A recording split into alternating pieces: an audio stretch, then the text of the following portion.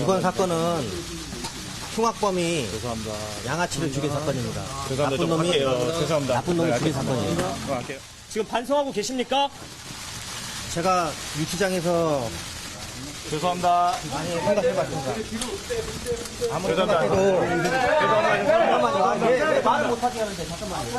아무리 생각해도 상대방이 죽을 짓을 했습니다. 반성하고 있지 않습니다. 그 유족들한테 미안하지 않으세요? 전혀 미안하지 않습니다.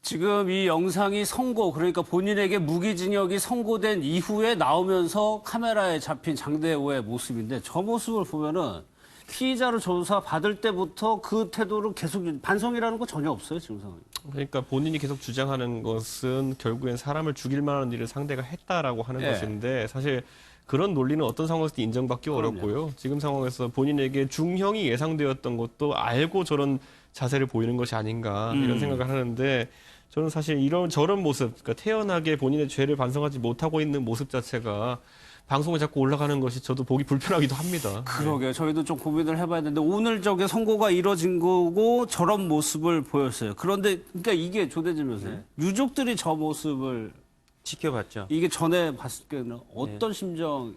그러니까 유족들은 사형을 구형되기를 바랬고요. 검찰도 예. 사형을 구형을 했습니다마는 재판부는 유죄 심증에 관련돼서는 검찰과 뜻을 같이 했는데요. 결과적으로 양형 부분에 있어서 무기징역으로 선고를 했습니다. 예. 그러니까 스스로 자백한 부분이라든지 전과가 없는 부분 이런 부분들을 참작을 해서 이게 무기징역으로 선고를 했는데 사실상 법조인인 저의 입장에서 보더라도 이 정도로 반성을 하지 않고 있고 여러 가지 잔혹한 그런 행동들을 했던 계획적으로 했던 것들을 봤을 때는 예. 사형이 오히려 타당하지 않았나라는 생각이 더 듭니다. 그런데 이게 유족들이나 시청자분들 그런 걱정을 하실 수 있을 텐데 무기징역, 모범수로 징역을 살면 나중에 한 몇십 년 지나가지고 가석방으로 나올 수 있는 거잖아요. 네, 그렇죠. 근데 이제 그 부분도 이제 원처 봉쇄하기 위해서 그 재판부가 그 부분을 이례적으로 언급을 했습니다. 네. 그래서 가석방이 없는 영구적인 격리가 필요하다라는 식으로 언급을 해서 아마 그